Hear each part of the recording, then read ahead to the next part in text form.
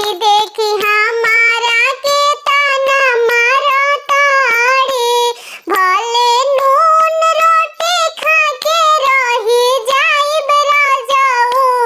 भले नून रोटी खा के रही जाइब राजाऊ नैहर जाइब राजाऊ हमसे 10 लोग के खाना ना बनाइब राजाऊ लेके आले